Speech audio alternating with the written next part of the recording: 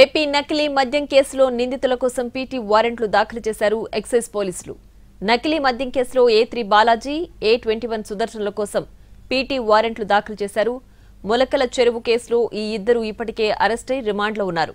వారిని ప్రశ్నిస్తే ఇబ్రహీంపట్నంలో దొరికిన నకిలీ మద్యం కేసుకు సంబంధించిన విషయాలు తెలిసే అవకాశం ఉందని ఎక్సైజ్ పోలీసులు భావిస్తున్నారు.